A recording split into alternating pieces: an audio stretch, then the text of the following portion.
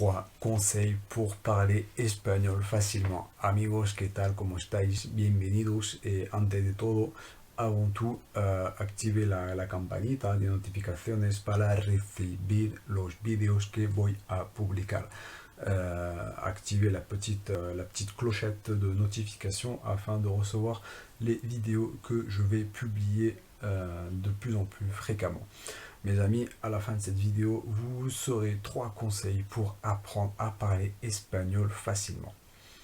Tananana, no perdamos tiempo, empecemos por el primer consejo. Commençons par le premier conseil qui est tout simplement, alors oui, le monde autour, vous avez l'habitude de le voir en français. Donc c'est comme, en fait, c'est votre cerveau qui traite l'information en français. Tout simplement, il s'agit de changer l'information au niveau, au niveau du cerveau et commencer à s'entraîner à voir les choses en espagnol.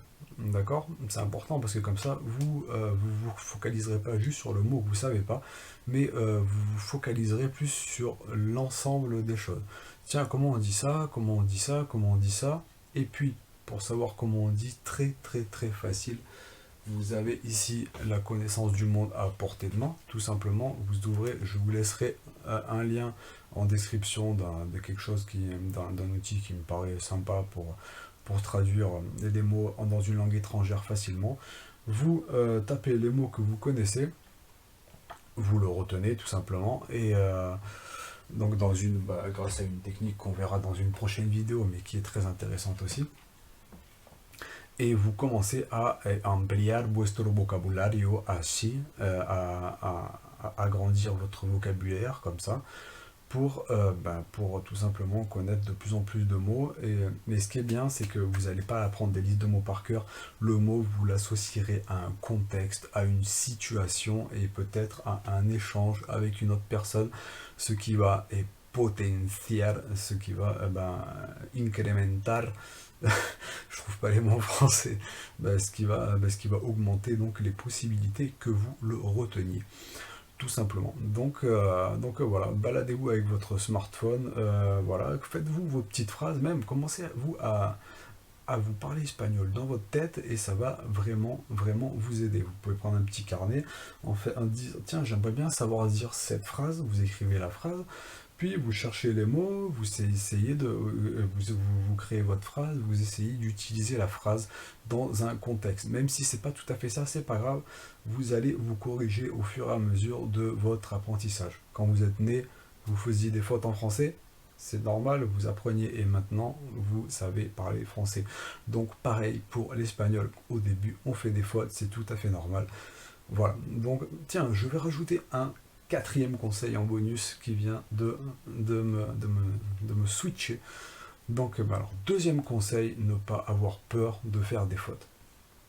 La peur va vous empêcher de parler.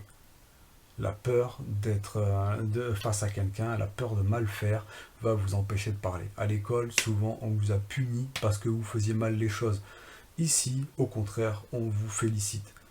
On vous félicite de vous tromper et on encourage justement le fait d'aller de l'avant et de s'entraîner à parler. Même si on se plante, c'est pas grave, on continue et on prend du plaisir. Donc oubliez l'échec, tout ça, ça n'existe pas. Finalement, l'échec dans la vie, ça n'existe pas tant qu'on n'arrête jamais et qu'on continue vers son but. Tout simplement. Troisième conseil. Claro, un consejo sencillo, pero importante. Il sert à rien, enfin ça sert, mais c'est pas nécessaire d'aller dans le pays pour parler espagnol. Aujourd'hui, il y a de plus en plus de monde, de toutes les cultures, de toutes les races différentes autour de vous. Donc, le 3e conseil est juntate con gente de habla hispana. Tout simplement, entoure-toi de gens qui parlent espagnol. Pour ça, vous pouvez utiliser le groupe espagnolrapide.com où on est déjà plus de 3000 à l'heure d'aujourd'hui. Donc voilà, pour tout simplement para quedar, para concretar citas. Et vous pouvez mettre une annonce dans le groupe, tiens, je suis de tel endroit, j'aimerais bien qu'on se rencontre. Et voilà, et vous faites votre petite cita dans votre pays, peu importe l'endroit du globe où vous êtes. Donc je vous laisserai également le lien en bas de la vidéo du groupe espagnolrapide.com où on est plus de 3000. Donc quatrième, donc ouais, parce que comme j'en avais rajouté un, donc voilà, quatrième conseil, ponte a leer libros en espagnol. C'est vrai que souvent en français, suivant le type de choses auxquelles vous vous intéressez, les livres sont un poco escasos en el idioma francés. Donc les livres sont un peu rares dans, par exemple, je sais que moi j'aime beaucoup tout ce qui est le thème de l'entrepreneuriat, ce genre de choses, et il n'y a pas tellement de livres en français, ils sont beaucoup ou en anglais ou en espagnol. Donc je lis beaucoup de livres en espagnol par rapport à ça. C'est vrai que l'anglais j'ai encore un peu de mal. Donc, mais grâce à l'espagnol, tout simplement, on peut pouvoir lire à peu près toute la littérature de ce qui nous intéresse. Mais donc évidemment, ça c'est valable pour l'emprendimiento, mais c'est valable aussi pour peu importe l'ambito, peu importe le, le contexte, peu importe le secteur, voilà, le secteur que vous aimez, dans lequel vous êtes et dans lequel vous avez envie de lire. Donc moi ce que je vous conseille au début, c'est de vous trouver des livres faciles à lire, hein, des livres même avec des images, comme font les enfants, tout simplement parce qu'ils peuvent associer facilement des mots à des images, tout simplement. Donc voilà, le mécanisme, qu'on soit enfant ou adulte, le mécanisme d'apprentissage, ça reste le même, associé un mot, à une image, à une émotion, à un contexte. Tout simplement. Mes amis, j'espère que ces petits conseils vous seront utiles et que votre niveau d'espagnol va petit à petit passer de là à là. Vous allez voir, ensemble, on va y arriver. Amigos, te deseo une excellente tarde, noche, día, mañana, no sé.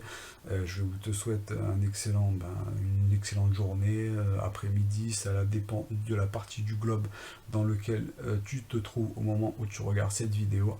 Igual, no pasa nada, amigo, ha sido un placer muy grande y os deseo a todos una excelente, pues, tarde, día. Tendría que inventar una palabra para eso. ¿Verdad? Bueno, amigos, chao. Hasta luego, chao.